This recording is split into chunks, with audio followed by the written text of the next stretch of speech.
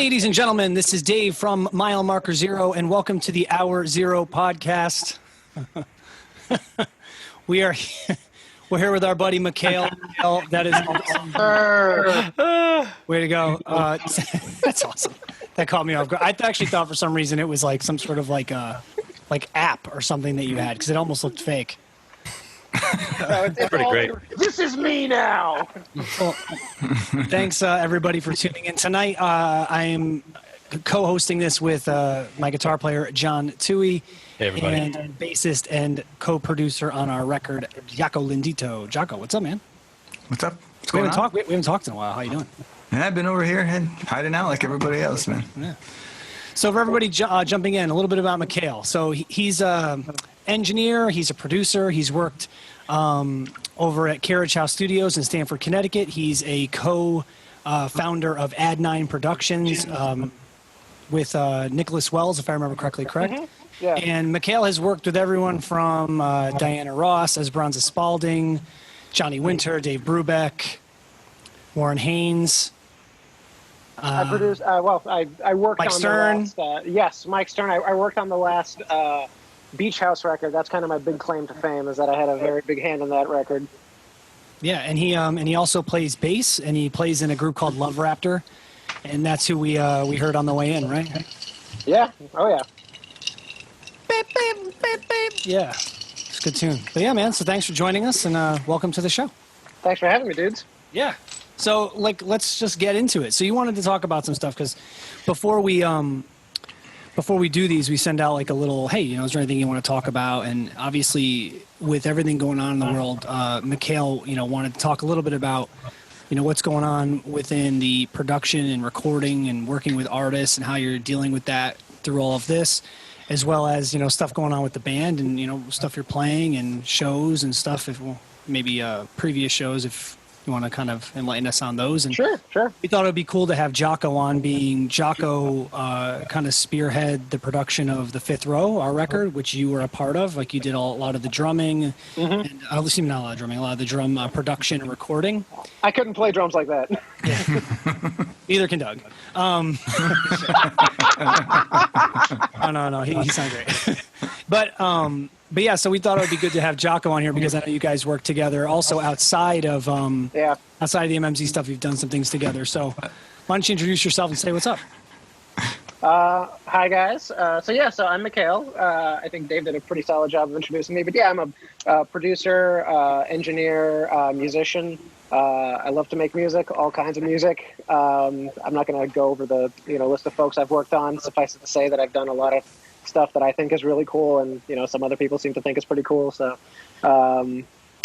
gotten to work with you guys, which it was kind of like a secret epic dream of mine since Dave and I met 15 years ago. Yeah. When I was in high school in marching band, and you were one of the percussion instructors, and I was just like totally enamored by the cool vibes that you were putting out. Wow, I had vibes.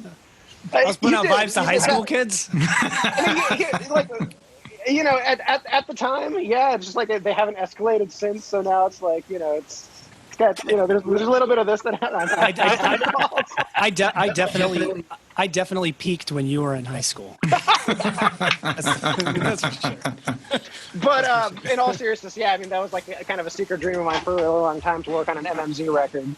Because I think when you gave me like one of your guys' EPs back in the day, and I listened to it, and I was just like obsessed with it for a solid year, and I was like, I got to do something with these guys. Well, I remember it in Danbury High. You played guitar on our winter percussion Tool thing. We wrote an indoor percussion show that was all the music of Tool. Yes. It was called Third Eye Open was the name of the show that we made. And it was honestly just off the charts fun. It was really good. Yeah. I've actually tried to find. I have like a MIDI version of it somewhere, and it was just ripping. And obviously we brought in a guitar player because it was indoor, and you played that, and it was awesome. On top of obviously doing other stuff in the percussion section in the past, but that was super, super cool. Yeah, it was a lot of fun. It was awesome to have you on the record too. I know that Carriage House is like an absolutely fantastic room to record in. Absolutely. drums just sound killer there. And as much as you can do things, a lot of people like to do things on their own. Like capturing real drums is still. There's like I don't want to say there's not an art form in using like direct stuff, because there's an art to that too. But there's still nothing like the space that drums have when you're recording real drums in the real room and just quality gear. So kudos to everything you've done, because the record sounds awesome. Because I think the drum sound makes the record. Personally, that's me. As just a producer and a mixer, I've found that most of the time, especially on a rock record, the drum sound kind of makes the record. Because you can almost have kind of okay recorded guitars and bass.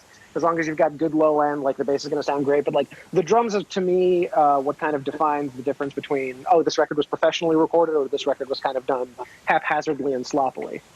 Or even with intent. Like sometimes that kind of haphazard sloppiness or that kind of lo-fi-ness, typically to me, that really comes in the drums. Like, does the kick have a lot of low end?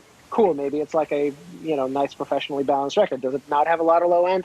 Maybe it's intended to sound lo-fi. Like how are we frequency limiting and how are we focusing that instrument? Because it is one of the instruments that has that can take up the most frequency spectrum on its own. Like you listen to like an electric guitar with distortion, kind of lives between 100 hertz and like 5K, right? If this is the frequency spectrum, this is the spectrum. Like the guitar lives here. Like the bass lives here, like piano kind of lives here, voice kind of lives here, drums live here.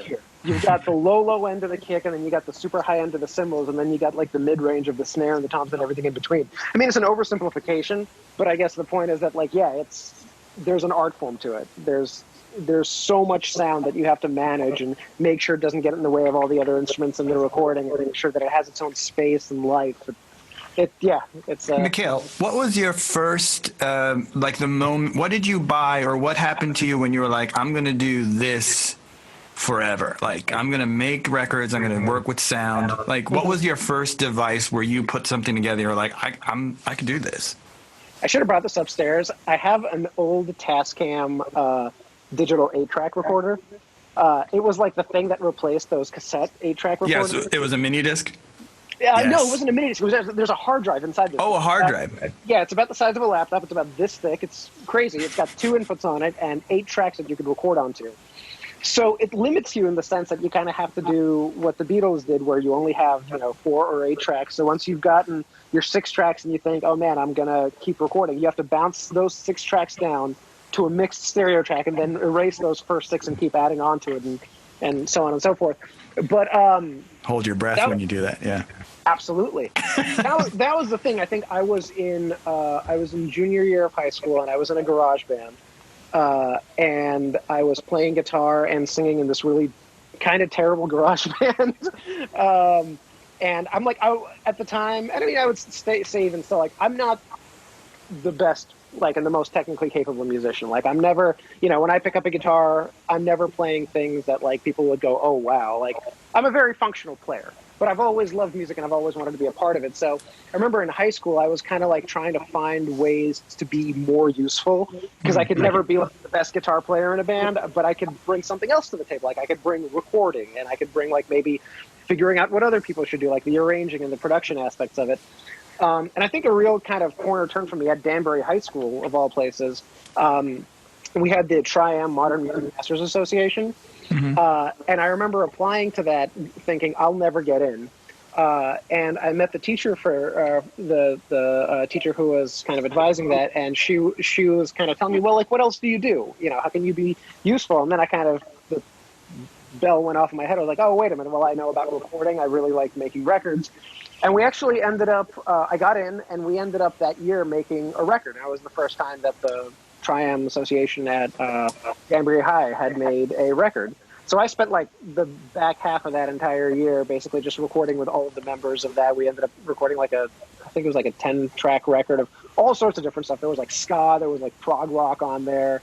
There was like standard pop. And I think that's when I was doing that, that's kind of when I knew like, okay, this is what I'm supposed to be doing. Like, nice. And it doesn't even matter that I'm not like the best guitar player here or the best bass player here or whatever. Like the fact that I can bring this to the table, I can bring people together and make something really cool out of, working with these people. That is an important facet of music. And I didn't know about production. I didn't know about engineering, but I kind of was doing this and thinking, oh man, this is something I really want to be doing. And I ended up at a SUNY Purchase in New York, going to school for production and composition, and the rest is kind of history. Do you still have a recording of that first 10-track? Somewhere. It's got to be somewhere. You know? Do you have a recording of your first ever like finished, like, I made this? Oh, You still have it? Nobody will ever hear it. So I'll be honest. Like I remember you showing me something in like your junior year of high school, and I remember it being kind of like I want to say it was like stoner rock, kind of in a way. There was there was. I remember being like it was like super like. I remember being like, this is like not. I just didn't expect that to be the music that you were kind of like laying down with your buddies. Because I think, were you like playing with like Sean Mullins and stuff? That was, yeah. Well, one of the things that we were doing, it was me. There was Sean. Yeah, I mean, he was one of the guys in there, definitely. Brian Samelchek. Yeah. Like that was kind of the proggier stuff that I was doing at the time. But I was doing a little bit. They had their own thing with a couple of other cats as well. That's right. You had like an 8-minute tune on there. Or 6 minutes longer tune on there. Because I remember that was actually the one you showed me. Because I remember that. I think that one just had like a stoner rock section in it. That whole thing was kind of very stoner rock. We were listening to a lot of Muse at the time, and that was like right around when Knights of Sidonia came out. Nice. So we were like, we gotta make Knights of Sidonia, man. And we got close. Nice. For a couple of teenagers who had no idea what the heck they were doing, I think we got pretty close. Well, it's not fair that Dave has heard this. I think I need to hear this too. I'll have to find it. But that's not even the first thing that I finished. Before I moved out here in my senior year, when I was a junior in Los Angeles, I had a garage punk band, and there's a 10-song record that we did in my buddy Gil's bedroom, which is like, it was us really, really trying to be Jet and nice. Having an interesting combination of success and epic failure. But there's a 10-song. I mean, we finished this thing. It's a complete musical thought. I mean, that's about all I can say about it. But it's a complete musical thought. That's amazing. There's so many people that have said that to me. It's almost foreign at this point after making, not that I've made hundreds of records, but been in the process from front to back. And I'll meet, musicians in their 50s and 60s. Like, man, I wish I could. One wish I always had was to put out a record. It's like, oh wow, so it's a feat, no matter what, at any age, to finish a work. So that's great. That's actually a really interesting point. Is that a lot of people talk about, you're right. It is a feat to put something out, and I see a lot of people kind of doing this self-defeatist thing where. Because a lot of times you find artists now that'll do a lot of the work themselves, like they might record parts of the record themselves, or now that you don't have to rent out a super expensive studio to go mix a song, you can pay kind of somebody a flat fee and say, okay, cool, mix my song. There will be, because there's not so much a time constraint on it, because you don't have to have the song done by the end of the night. Mm-hmm. People will sit on it for so long, and there will be so many revisions, and it'll be like sometimes years a song can sit, and it'll never go out. And one of the things that I really struggle with trying to communicate to artists is just put it out. You just got to get it out there. Whatever you're doing, finish it, put it out there, and move past it, because the worst thing that you can possibly do is sit there and dwell on this one thing. Like, you're right, it is a feat to put something out, because emotionally you have to let it go out there and be what it is and be this moment in time. Because if you don't, it'll eat you alive. Yeah, it's a terrifying thing, but I agree 100%. Yeah. Get work done, and because you're always going to grow. I mean, exactly. I wish George Lucas was listening to this right now, but that's a case in point. You know what I mean? How many times are you going to go back and try to fix that movie, dude? how many versions are there of the original trilogy? There's got to be at least 5 out there. There's 5 or 6, yeah. But that's exactly. insanity. Just let it go, man. It happened. Yeah. No one's judging you for it. It was 1977. No one's mad that he is. It's him going like, no, it's not perfect. It's not my vision. But the thing is that, like, the only people that I find will obsess over that are the people that genuinely think that they'll never make anything better. Like, somewhere in the back of their heads, there's this like, I have to get this perfect because this might be the only thing I ever do. And that's the only time that you kind of have the right to be that way, because if you think, okay, I'm going to move on and do this other thing, like if you have that thought in your head, then what you really do is you put this thing out, no matter how good you think it is, you're going to do something better next. You know, I remember I was making a record with one of my best friends, Nick Wells. We were working on his album 4 or 5 years ago, and I remember like we were finishing the mix, we were like getting ready to master it. We were just sitting there like listening to it and just completely and all like, oh my God, this sounds amazing. This is the best thing we've ever done. And we just kind of had this like joint moment of clarity where we were like, this is awesome. I can't wait to blow it out of the water with the next thing we do. Yeah. And like that's the mentality that you need to have. You know, that's exactly. That's the only way to get better. Yeah. You know, to be happy for a moment and then say, okay, let's move on to the next thing and lift off from here. Take all the lessons that we've learned from this. You know. 100%. Yeah. That's great. Yeah, oh, sorry. That's my rant. No, that's awesome. I mean, like, so you've worked with like a lot of different people, right? A lot of different types of of artists, right? Esperanza Spalding is like a personal fave, right? So like what was it like working with someone like her and like her like that whole process versus, you know, maybe somebody like Mike Stern, who might be like, how would you compare those two like sessions in terms of the groups and the things that were? So it's kind of hilarious that you brought up Esperanza Spalding and Mike Stern in the same breath. So it's going to be very important to say that I haven't produced an Esperanza Spalding record. I've kind of worked tangentially on those. I was assisting and kind of being the carriage house guy while somebody else was running the show.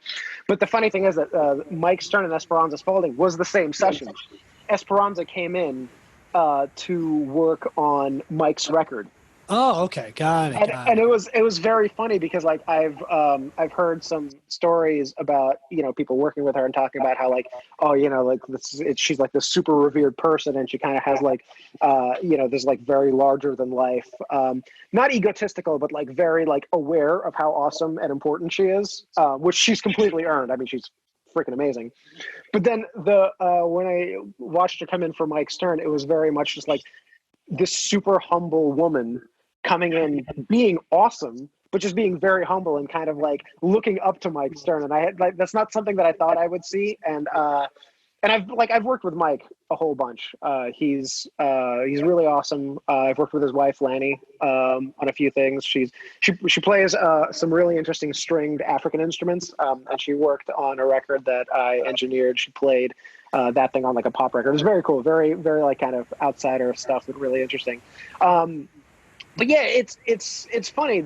I've done like a bunch of jazz sessions like that it's like a completely different world from producing pop. Like one of my favorite ones, I worked very closely on John Scofield's "Country for Old Men," which we won 2 Grammys for. So it's that was a big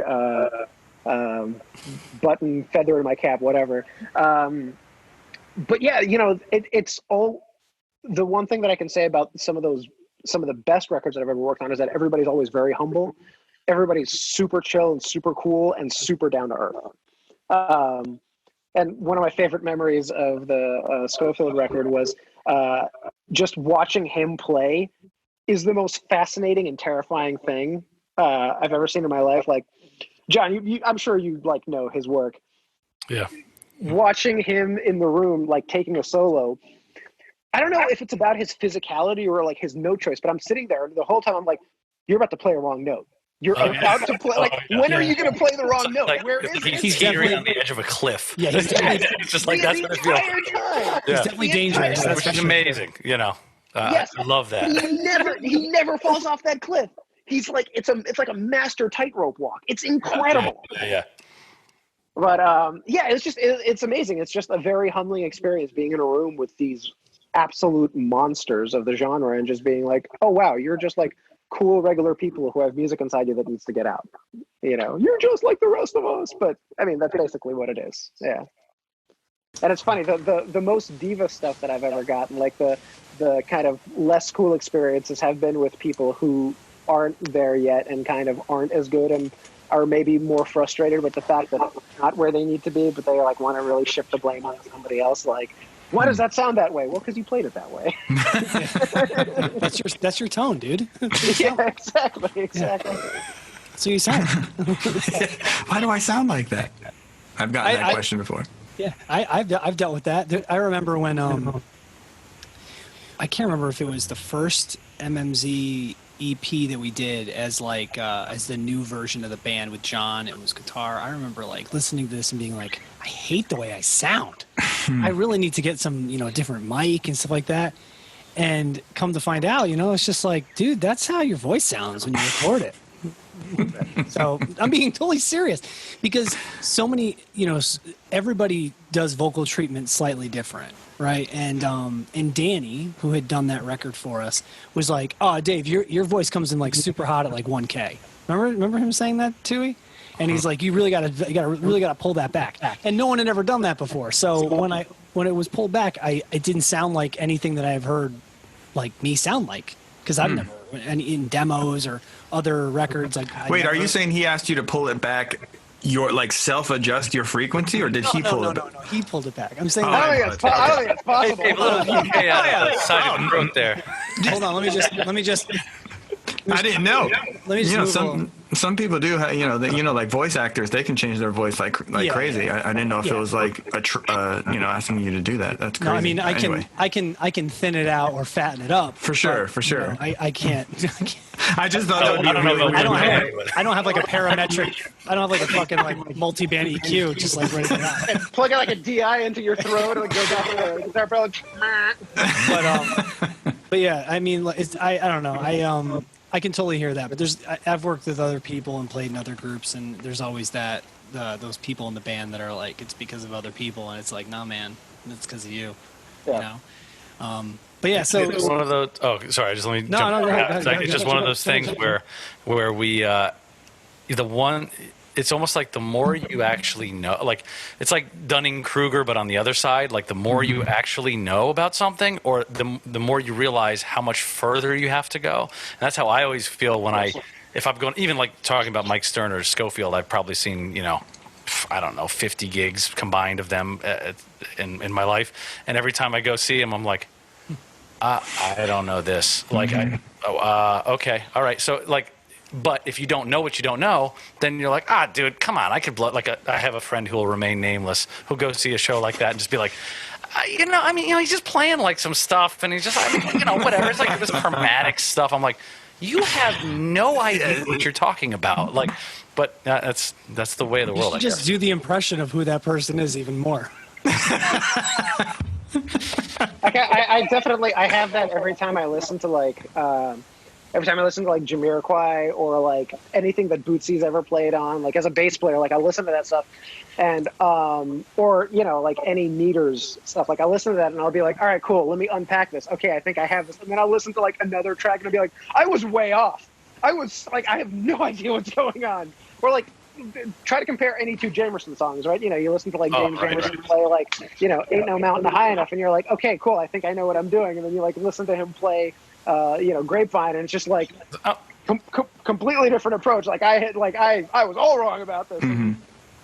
But it's that humbling thing. You got to stay humble, and you got to understand what you don't know and learn to learn. You know what I mean? Like you're always going to be learning, and you're always going to be hearing something that's going to make you go, oh wow, that's going to improve the next thing that I do because I just learned something. I've been mixing and producing records for 12 years professionally, and I still, every time I do something, I go, oh cool, that's like a new neat thing that I've learned for the next project. Mm-hmm. And I always say that the minute that I feel completely satisfied with anything that I'm doing, whether it's my playing or my producing or whatever, that's the minute that I've plateaued, and that's the minute that I'm done. Yeah. It's never stop. Yeah, and then you get then you get that like whole imposter syndrome, kind of thing where, you know so much about what you don't know that eventually you start to lose confidence. I've gone through that where you don't really appreciate what you've got going on or what you bring to the table because you're very, very, very aware of, there's a reason why your heroes are your heroes. I mean, they're like, of course. but for every person that you look up to. You have no idea what people might think of what you're bringing to the table or what you've done. And it's kind of like, you know, you got to sometimes find that balance of confidence and curiosity. And, Exactly.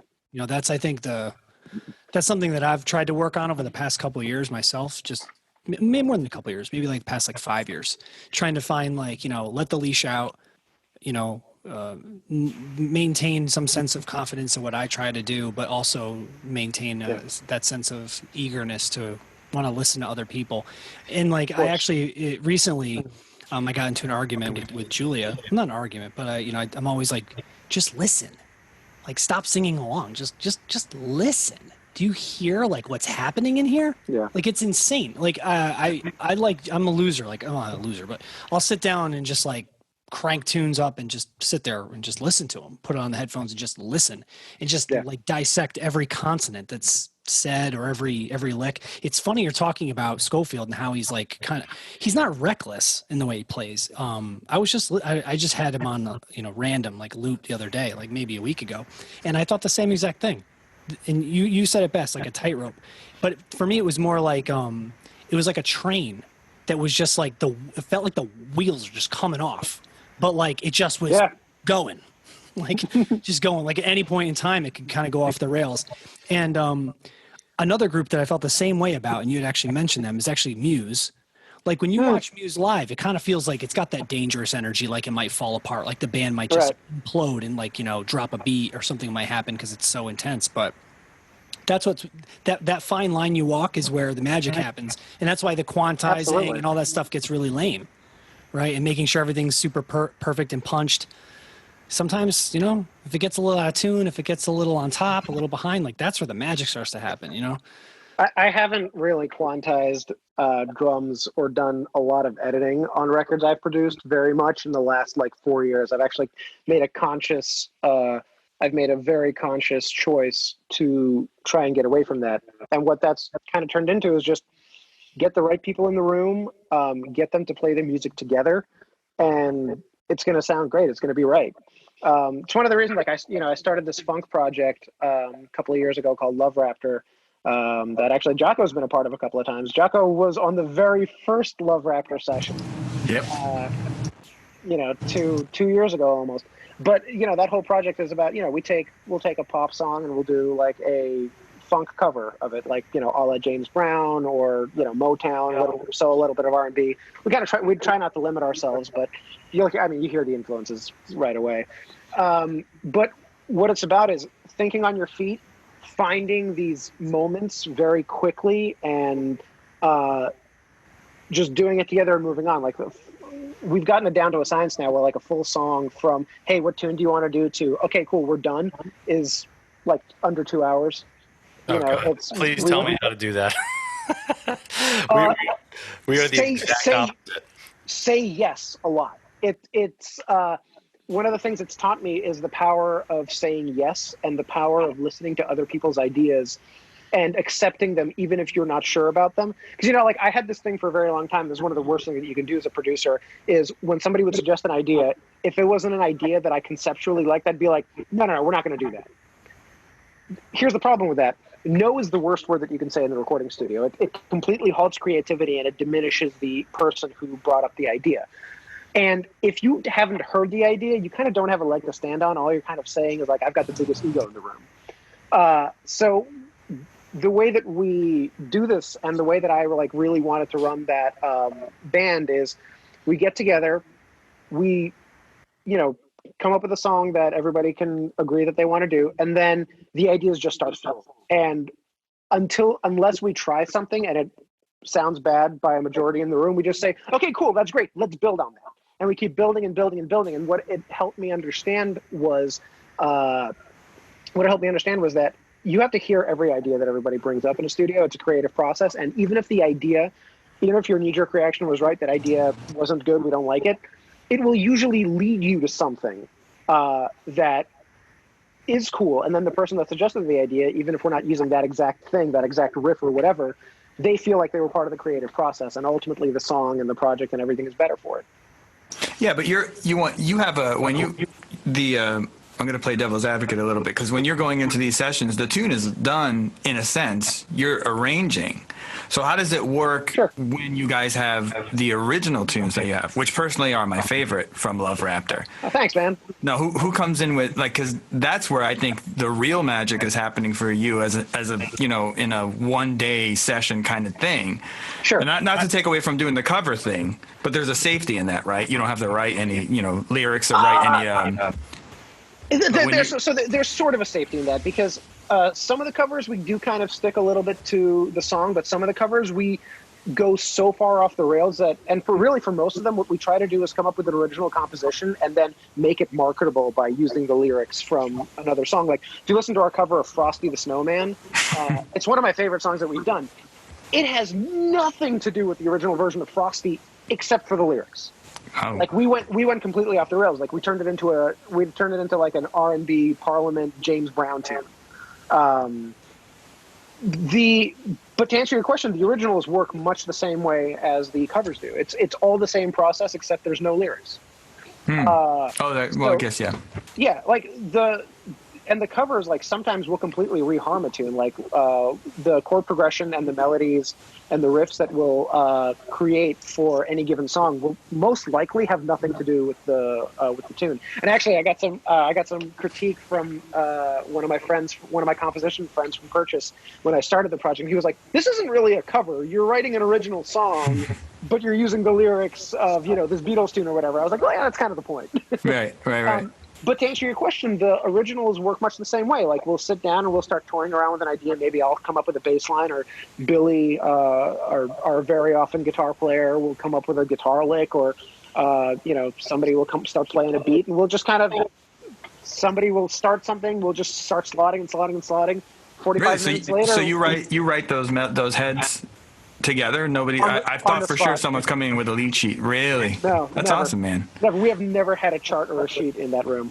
Those are really great songs, dude. Wow. That's really awesome. Thank you. Yeah. It's all very off the cuff, and again, it's 2 hours, right? From, hey, let's come up with a song, to, okay, we're done. And hopefully it's good. They are.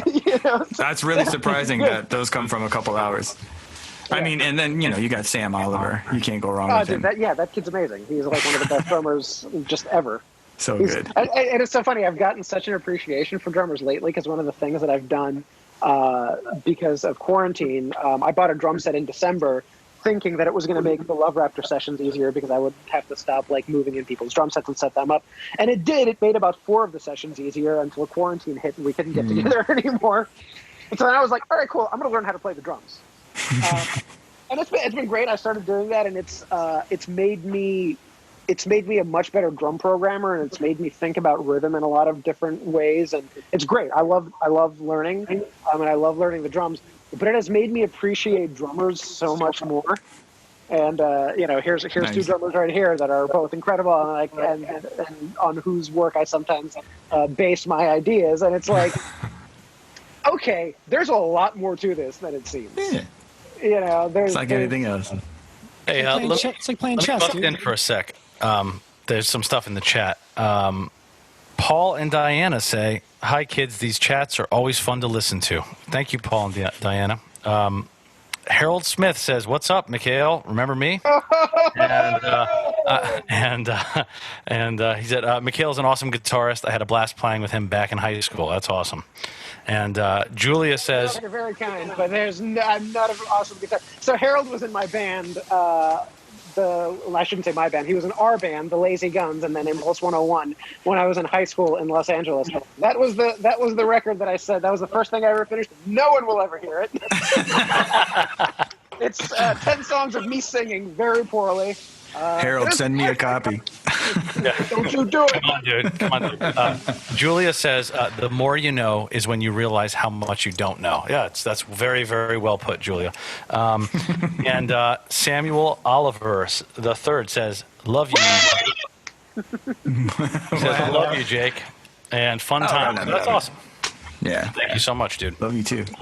Yeah, Sammy's amazing, man. He's absolutely incredible. And that kid too, you know what? Talking about coming up with ideas in the room. So Sam Oliver, he is probably the most frequent drummer in Love Raptor.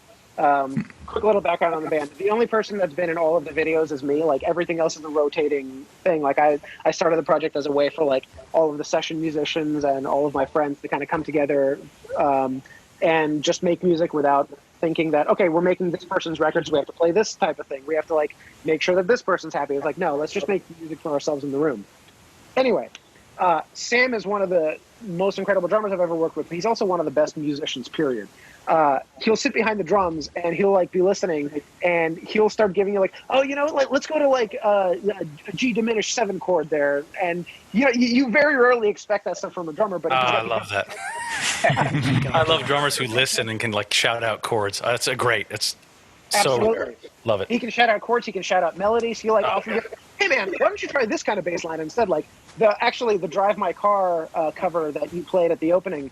I was like having a really hard time figuring out what to play on that song, and like bass ended up being one of the last things we tracked. And Sam calls me like, hey man, you know, I sent you my djembe part. I was like, yeah man, that's great. And Sam was like, hey dude, you know what that kind of sounds like? And he pointed out this Prince tune. And he was like, yeah, man, like that, it almost feels like that should kind of be that kind of vibe for the bass line. And I listened to it and I was like, oh, yeah, that's amazing. I'm totally ripping that off. The producer gets produced. Dude, you know what? No ego about that, man. Like, everybody has good ideas. And that's the name of the game, man. You got to listen to everybody in the room. Like, my biggest strength as a producer is the people that I call in and trusting them. Is being able to bring a bunch of people together and be like, hey, man, what do you think? You know what I mean? Like it's awesome. Now, get musicians in a room and let them do their thing. Get out of the way. Doesn't that mean you also have to have the right people? Because 100%. How many times have you been, let's say there's an A&R person in the room telling you what to do, or I think the bridge should be shorter, and you're like, you don't know what you're talking about. Like, of course. Not that that's ever happened to us, but so have you had a situation, or probably multiple, that like, so that's your standard operating procedure is what you just said, but then there's people who really have no idea what they're doing but want to put their 2 cents in anyway. Is that something you can you think of a couple examples where that worked out negatively in that way?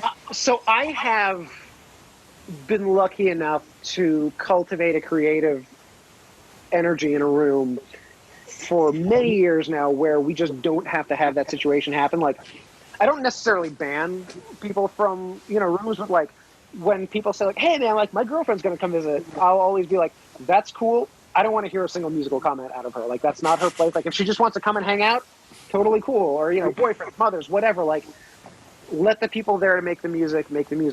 Every once in a while, that person that comes in is actually a very accomplished musician and may have like a really brilliant, idea that's like, you got to know who to listen to and who to be like, let us do our jobs. Mm-hmm. I don't go to McDonald's and tell you how to flip burgers. You know what I mean?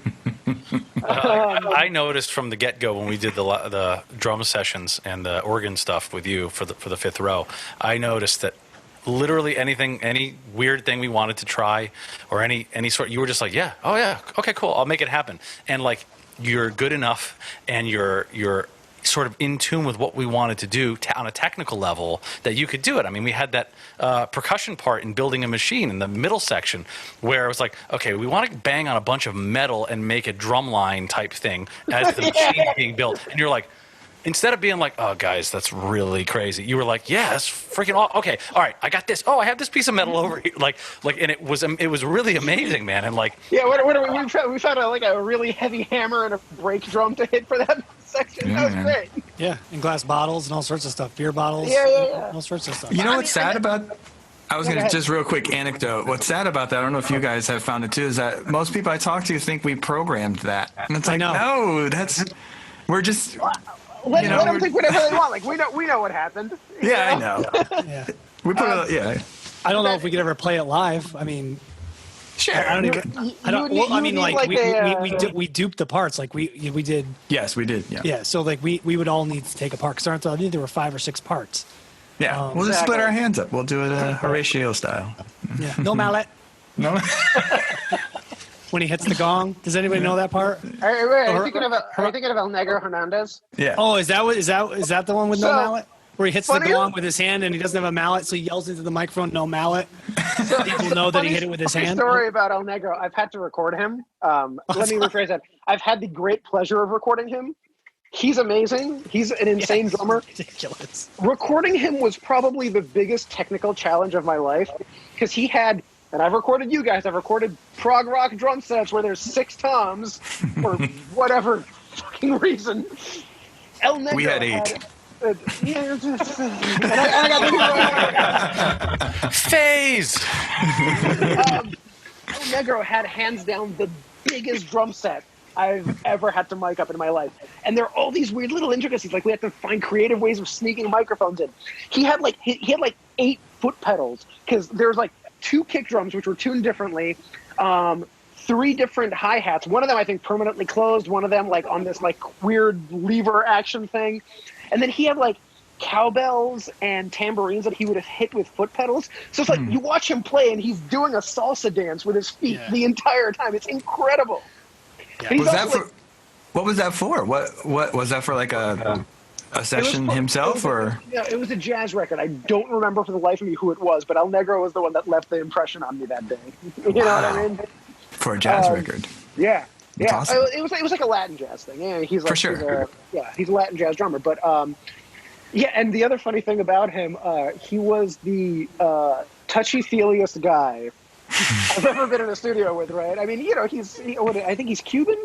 I don't know. You know, but he's kind of like this big dude. He's very warm, very friendly. I had known him for maybe half an hour at this point. We get some sounds. He walks in, immediately gets behind me, puts his giant, heavy hand on my shoulder, starts giving me a sense like, "Hey, man, how did that sound?" Like, okay, cool. We're that close already. All right, see what I mean? That's where we are, I guess. Well, you do give off that vibe. I thought I was your best friend after half hour when I met you. That, you know. And I also like you, so there's. Oh, that's good. Not that I don't like El Negro, but I mean, that's another thing too. I think in making records with people. I mean, you know, I've had conflicting conversations with this. And my Johnny, who owns the Carriage House, who I worked for a very long time. We now have more of a peer-to-peer relationship. For a long time, he was my boss. He would always be like, "Don't be their friend," you know, like just sit there, do your job, whatever.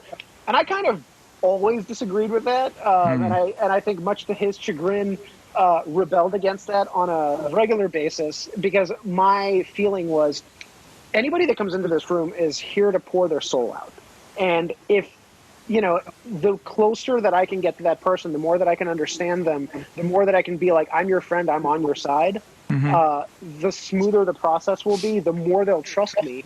And trust is absolutely the most important thing, I think, in you know, making somebody else's record. You know, because if you don't trust me and you don't trust that I have your best interest in mind, I mean, like, you're going to second guess everything I'm doing. And that's another thing that goes back to, you know, John's point about how I never said no. Like, I would be, "All right, cool, yeah, let's figure it out. Let's figure out how to do this thing." Right Even on. if it was this complicated, silly thing, like, it's so important to figure out how to make it happen because ultimately, like, yeah, my name is going to be on the record and whatever, but it's your record. It's, you know, it's your vision. It's your baby. It's the thing that you're going to say, like, this is who I am right now in this moment. That's what an album is. It is capturing who you are musically in that moment. You know, whether it be the moment that you're recording it, the moment that you're releasing it, saying collectively, this is who we are as a band. And it's a lot to trust somebody with that. You know, it's trusting them with your name, with your feelings, with who you are fundamentally as a musician. Totally. So, Yeah, you're making a record of an event. exactly. Well, we appreciate what you did on the record, and that little auxiliary percussion stuff was fantastic. And if you think about the amount of overall time spent working on the record and the amount of time spent on 32 bars worth of that song, we probably put a lot of eggs into that basket when we were at Carriage House. Yeah, but we it was did. well worth it because it was like something that I will remember. Same as in Collective, those big drum hits we like all slammed on. The Terminator thing. The Terminator Terminator thing. thing. Yeah. Thank you for calling it Terminator because I don't think people really realized that was kind of the move, but Yeah. maybe people did because of the AI thing for the album. But I don't know. I hope they did. I hope they caught it. I think they Yeah. did. So what's up with what's next for Love Raptor and for like recording and things like that? Like who are you working with now, and how's that working with everything going on in the world?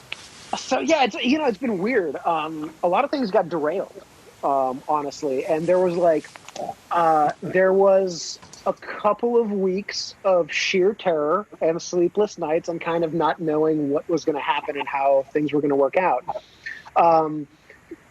Back in March, we were slated to play our first live gig. That did not happen for obvious reasons. We were in talks with Brooklyn Bowl to do some funk nights and get some things together. We were talking with the Acoustic down the street from me here in Bridgeport, and a lot has changed since then. I mean, the Brooklyn Bowl stuff got canceled. The Acoustic is possibly now closing down, which is going to be very sad because it's a super important Connecticut venue, and I really hope that somebody swoops in and saves them. But right now things are looking grim. I was getting set to record like 4 different albums. Like no joke, there were 4 records slated that I was going to be producing and recording over the course of March and the beginning of April. And June and May were going to kind of be like post-production months on these 4 separate things. All of that, had to take a major pause because obviously it's not safe for us to be in the same room right now. And recording studios, even the bigger ones, you're in an enclosed area with usually not the best ventilation ever because of the sound. So everything had to kind of get postponed. So one of the things that we've been kind of experimenting with, and the same thing with Love Raptor. Yeah, we record in that room right there. It's a fairly small room as far as studios go. Like Jaco's been in it. It's not a room you want to be in when you're afraid of sneezing on somebody. So we had to kind of put everything on pause. One of the things that Love Raptor has done in order to kind of keep going is we've started doing these quarantine edition videos where rather than we all get together and we come up with an arrangement in the room, Billy, the guitar player, and I, we get together 6 feet apart here, and we'll come up with like a very basic vibe, a very basic idea for an arrangement. Actually, Jaco participated in one of these. He played drums recently, yeah. Yeah, like 3-4 weeks ago. He played drums on our cover of House Party, and that was, we came up with a very basic idea of like a bass line and a guitar line, and sent that to the singer. He recorded vocals. We sent that to Jaco to play drums on. And then we just kind of started passing it around to each member individually. So, rather than, there's another situation where we didn't write out lead sheets, we didn't write anything else out. We would kind of do our thing and then let everybody build onto that, and basically without interfering. You know what I mean? Like I sent it to Jaco, and I wasn't like on the line being like, "This is what I need you to play." It's like, "Here's the song, man. Do your thing. You'll hear it. You know what to do. Like be creative. Get fun with it." Same thing with like our horn player Tommy when he played on that tune. Like we didn't tell him what to do. So we still kind of keep that collaborative energy, but obviously it's a little bit different because everybody's playing to a recording, and then there's a lot more video editing happening on the back end because I then have to contest with these 18 different video angles, put them together in a concise way. But what it's done is that it's also proven to me the fact that I can make a high quality sounding record because enough of these people have good enough recording setups at their home studios, and some of them are just getting set up with that stuff, that I don't really have to worry about them being able to get decent enough sounds. Jaco's drums came out sounding fantastic. My buddy in Brooklyn who's doing drums has some really, really great sounds. Like Tommy, who's doing horns for us. Jordan Rose, by the way, is the drummer in Brooklyn, who's a terrific drummer, also getting really great sounds. Tommy Weeks on sax is getting great sounds. Guitar, you can very luckily do DI. And actually, in some of the Love Raptor sessions, it's just DI. It's kind of the way that they used to do it in Motown, where there's no. It's part of the funk sound. But it kind of segued into an understanding for me that if I let go of my kind of control freak production style of I still want to be in the room, I want to guide the process. If I can let go of that a little bit, we can still make records in the time of quarantine. They may require a little bit of a phone conversation with somebody before you send it to them and kind of map things out a little bit more. But I think the industry is going to change a little bit based on what's happening now. I think a lot of people are realizing that certain things are maybe not right for them. Like maybe not every record has to be done in a big studio. Some things can be sent out. I mean, I certainly feel that way now. I would, of course, always prefer to work in a beautiful, good sounding room. But certain things like background vocals, like if I need to record a choir, or like I would do like stacked vocals with maybe 4 different singers, I just had a really positive experience where I sent the vocal tracks out to these singers, and it was 10 minutes of my time to be like, here you go, we arranged a 3-part vocal thing, just like layer each thing twice. What would have been a 4-hour recording session for me turned into a 10-minute phone call, and then everybody sent me their tracks, and they all sounded great. So it's me opening myself up a little bit to that sort of thing. I think it's a lot of people realizing that they can do a lot from their homes, and we're going to see. I just started working on a new record for an old friend of mine, Mike Chalice, who I produced a record for like 6-7 years ago. We did that record at Carriage House, and he reached out recently and said, hey, man, I've got all this free time on my hands because of quarantine. What do you think about making some more songs? And we still haven't been in the same room since we had that conversation. We're already launching into the production of a song. We've done, a songwriting session. We had a session talking about production, cutting things down, mapping out drum parts. We're going to send drums to, this guy that he knows. And, it's, making music in the time of quarantine when we can't be together. Finding creative solutions. I think it also, fortunately, I think a lot of people have the gear. They might have it, but it's like they don't really know how to use it all, or they never really were forced to. It's kind of like I look at even like in every industry, right? The video call, right? Yeah. Like every single industry, whether you're working in, sales, education, whatever, they all jump on a conference call. Nobody ever turned the camera button on, ever. It's right there. Just push the button and the camera comes on. And no one ever did it. And then all of a sudden this happens, and it just took technology and just took the Band-Aid and just ripped it off of everybody and said, it's either you do this or it's going to be just miserable. And I think that it took probably 3 years more of adoption and just cut it down into literally 3 to 4 weeks. And, it's so funny that you say that. It's like, hey, if you don't do this, it's miserable. So my girlfriend works for a law firm, and they have, they've been working from home now. But it's miserable already, yeah. No, she's so much happier working from home. But one of the things she was saying was that they have to have these morning meetings, and for a while they were getting by without the video, and she kind of preferred it that way because then you have to put on makeup. I think it's a little different for women because they have to if you're going to do a video call, okay, I have to do my hair, I have to do my makeup, whatever. And then they started talking about, okay, cool, we're going to have to start doing this because we want to feel more of the family dynamic. And she was like, oh, God, no, I have to, start busting my ass to make myself look presentable for these things every day. So she was actually lamenting having to go back to the video phone call. That's crazy. I'm sorry, Dave. Little anecdote. Just throwing back to Jetsons. We all watched the Jetsons in from the 60s.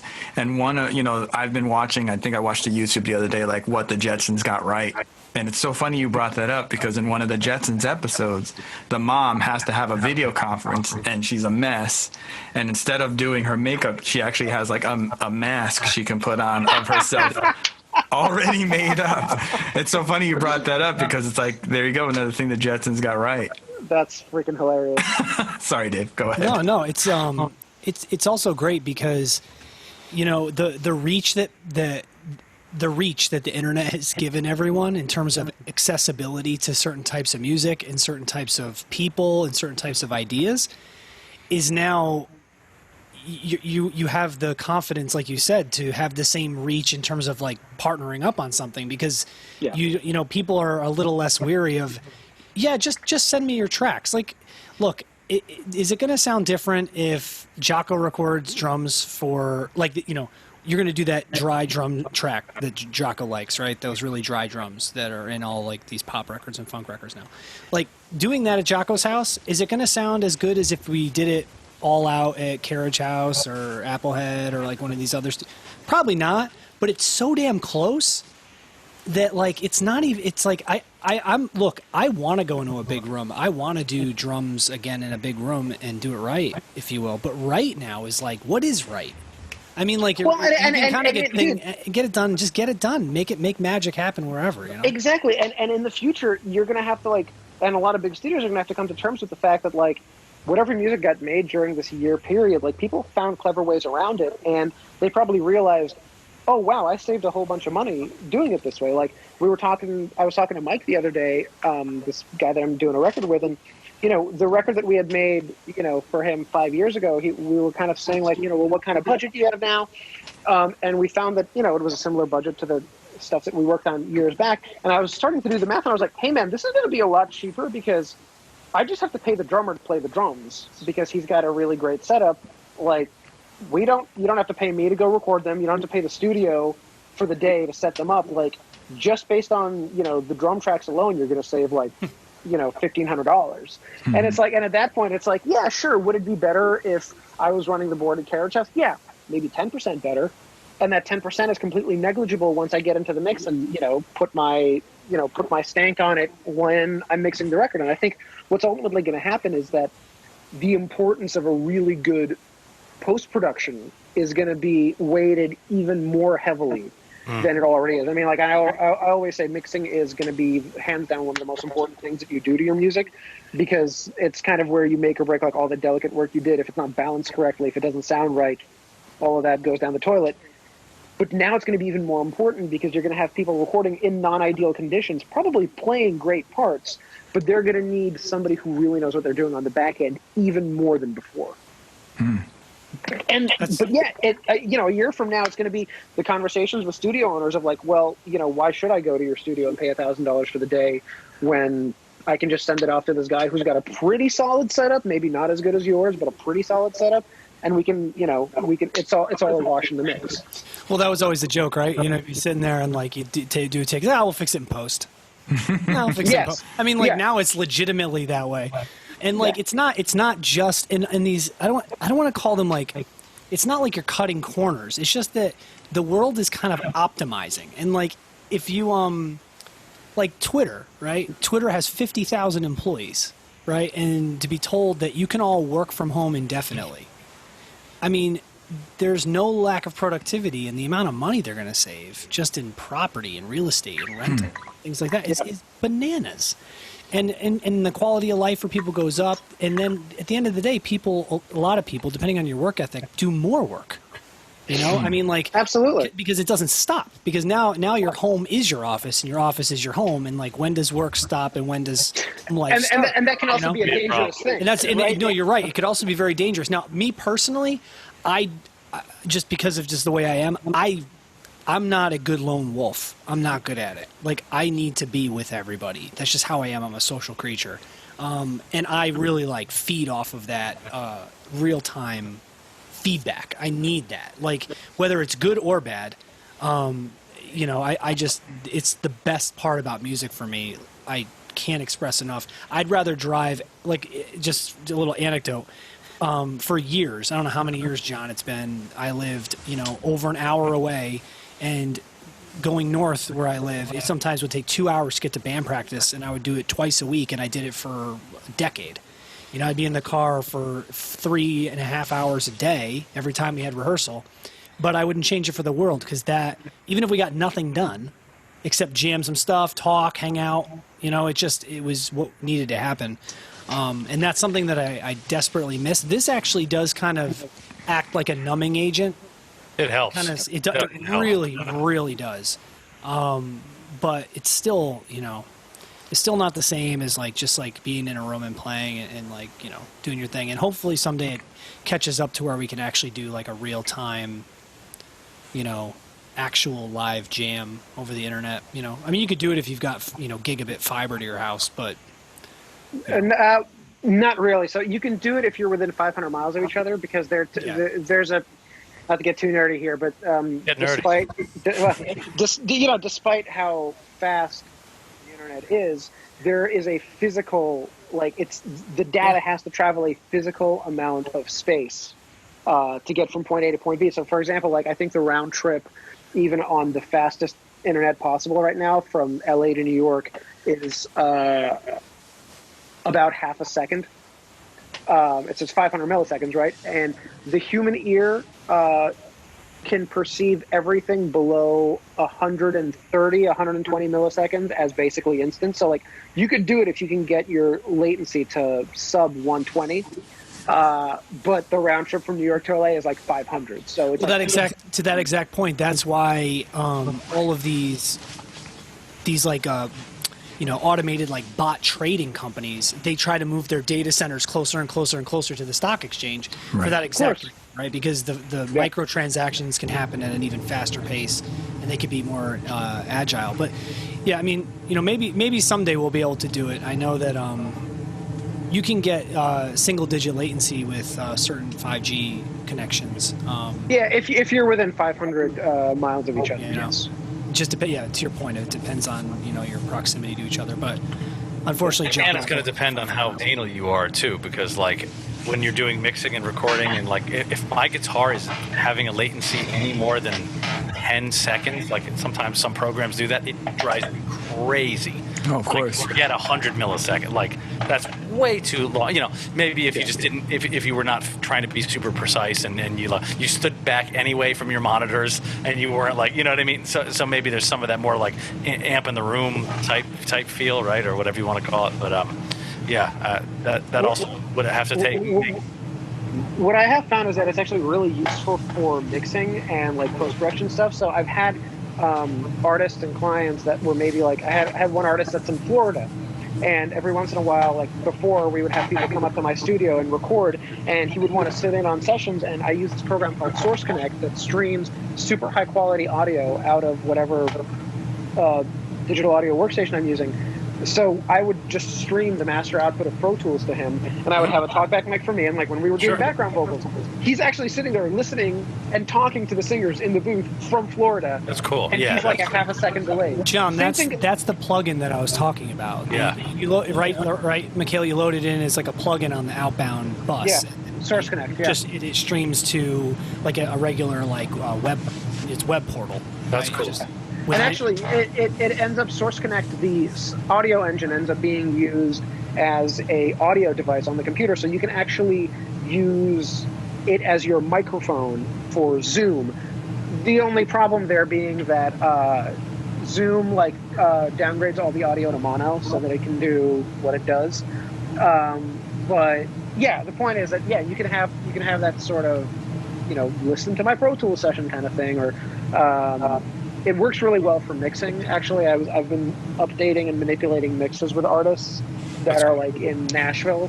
I just had a session earlier today where we sat there for an hour and they listened to the session and be like, oh yeah, can we turn that guitar down? Oh, can we pan this left or right or whatever? And it sounds like it's basically Spotify quality or better of the streaming. But in mono. No. Source Connect is in stereo. Source Connect is in stereo. Okay, yeah. gotcha. Zoom is in mono. Zoom is in mono. Yeah. Right. Sorry. Wow, that's incredible. Yeah, we've talked about trying that out, especially for things like sound design, keyboard sounds, certain things like that where fidelity is obviously important. You could do it on like before we jumped on the call, right? I was messing around and playing around on my keyboard. It's good, but it's not good enough, right? You can get a smell out of it. We use Zoom for our calls. We all jump on. We share like a Pro Tools screen session, and we could do like form, like certain, how we want to put tunes together, or maybe certain types of parts. But I've wanted to explore that, so maybe you and I can talk offline about it sometime, and kind of walk me through it, because I would love to. And you can take it remotely too, which is the super cool part, because it's a browser. You could be on your phone. You don't have to. Some of them can. Really? Source Connect. Source Connect. You can't do it on an app. Actually, I think they may have put out an app now. Before, you had to have Google Chrome, and it needed to use Google's API in order to move the audio. So you couldn't do it on the iPhone, because no matter what the browser was, it was always using the Safari API. But I think they made an app now to get around that. And the other company that does this, Audio Movers, I think them you could always take on your phone with you. Or you could just, not have an iPhone, right? Which is what I did. Android for life. Let me jump in. There's a question in the chat. Mikhail, Paul and Diana says, Mikhail, is there one or two typical recommendations you have for recording at home to make your job easier? It depends. it depends on what you're recording. The one universal thing is make sure you don't clip. Make sure your audio doesn't go into the red. Make sure you don't clip your converter. I'd rather have something be a little quieter than it being too loud, because it's very difficult to repair. There's like some forensic tools that allow you to repair super clipped and distorted audio, but that's the biggest thing. Like if you've distorted and you didn't mean to, that's going to kind of be there. The next thing, if you're recording guitar or bass, always take a direct signal, even if you have an amplifier. Always take a clean direct signal, because, or even if you're using like a software amp, take a clean direct signal, because that'll allow me to then resculpt the sound in post if I need to. For everything else, if you're recording like drums or strings or guitars, like acoustic guitars, anything that uses real microphones, treat your room. This is the thing that that people always ask me about. Like they'll always say, "Oh yeah, what microphone should I get? What interface should I get?" How does your room sound? Because it doesn't matter how nice your mic is and how good your interface is. If your room isn't treated, and if your room sounds like an echo chamber, there's nothing that can be done about that. So, if you actually look around my room, I know it's a little dark here, but these panels over here in the corners and like this red guy over here, these are acoustic panels. And what they're doing is they're reducing the bounce of low, mid, and high frequencies in the room. And actually, here, I'm going to rotate this for a second. And these guys over here, these are diffusion panels.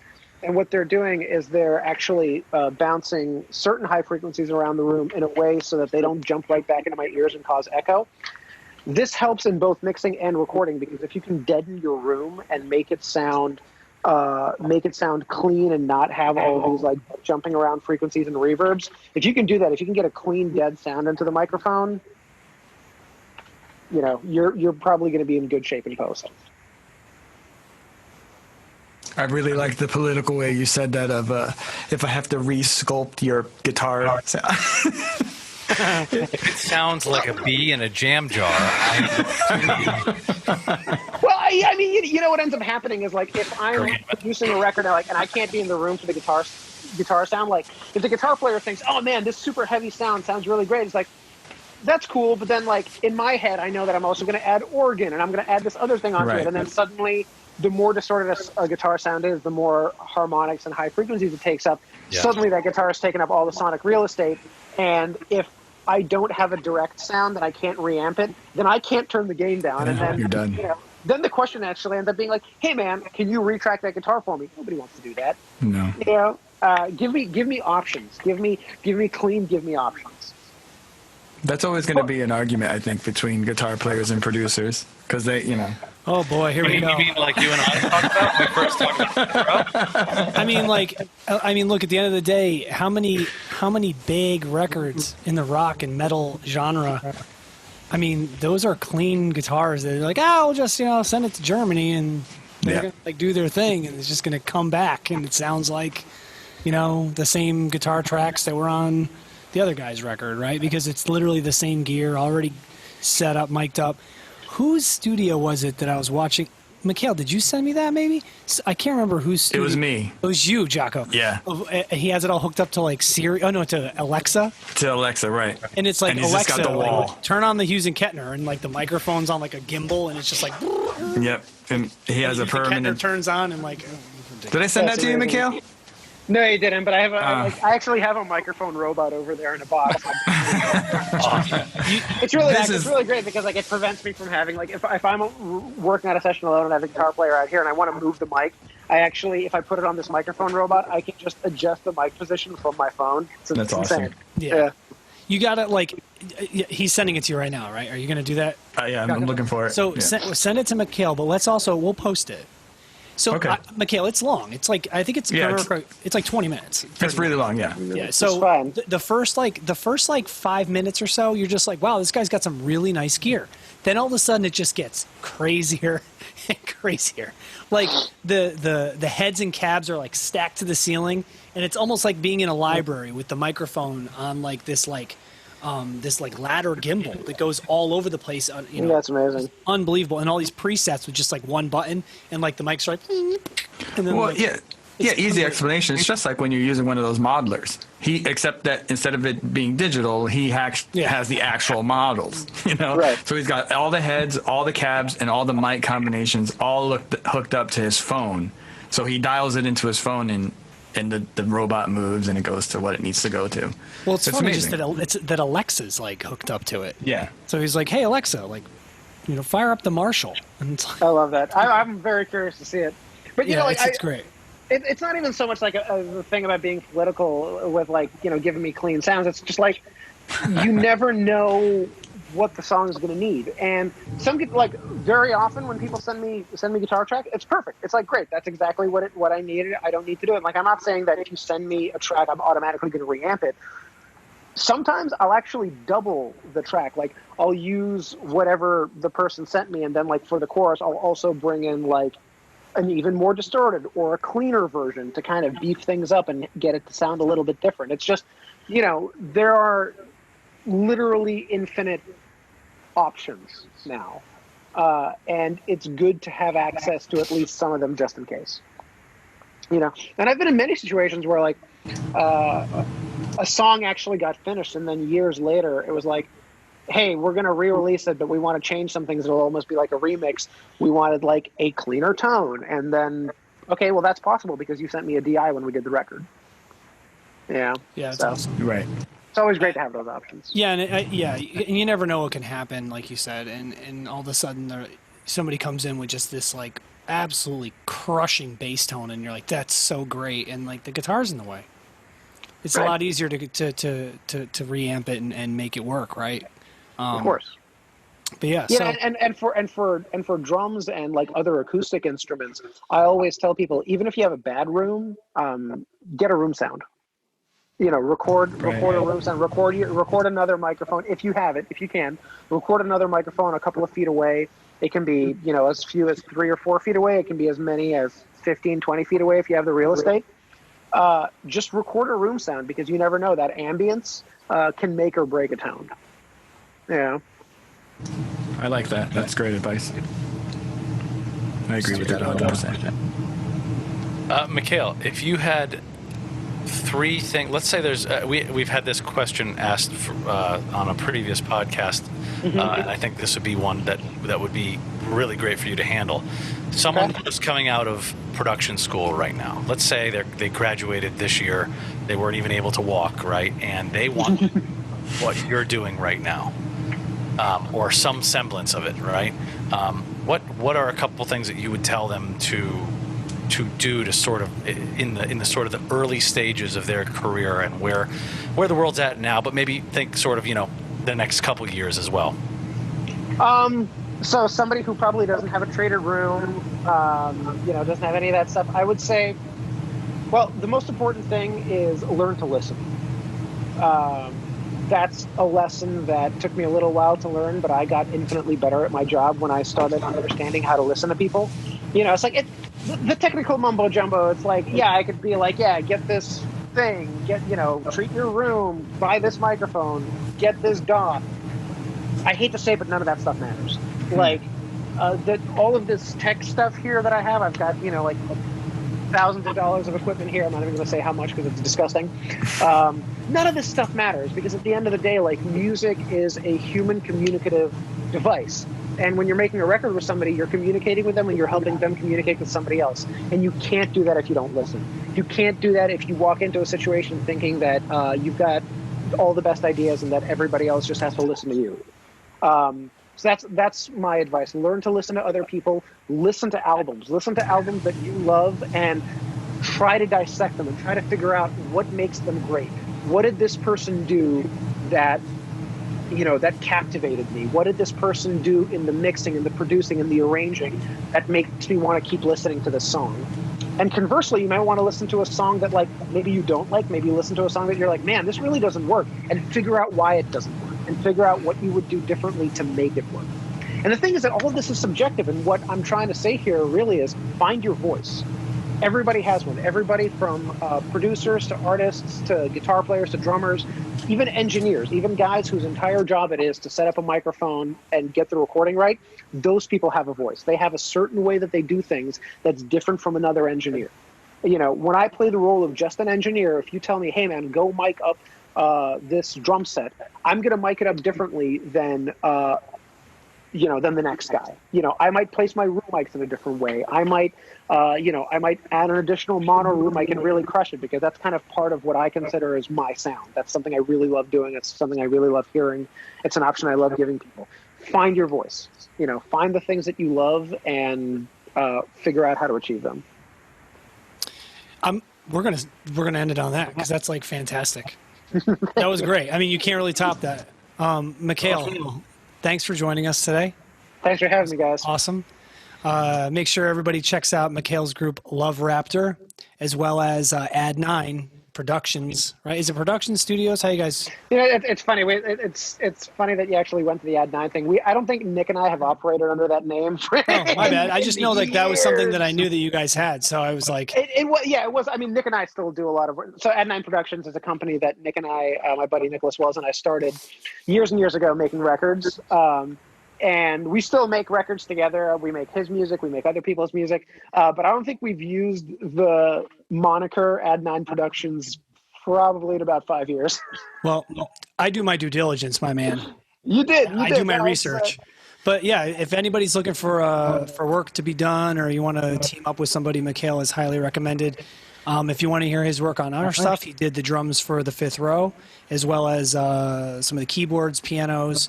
And yeah, Mikhail, thank you so much. John, Jaco, thanks for jumping on. Again, just as a reminder to everyone, we're going to be doing this every Wednesday. We're going away from 2 days a week to 1 day a week. Excuse me, every Monday. Pardon me. Oh my God. This coming Monday, we actually have Julie Slick. She's a virtuoso bass player. She's played with everybody from Victor Wooten, Danny Carey, Les Claypool, Bella Fleck, Stuart Copeland, Alice Cooper, Mirko Miniman, Chris Myers. I feel like there's somebody else, but I mean, like, come on. I mean, unbelievable. I mean, my jaw's already on the floor, dude.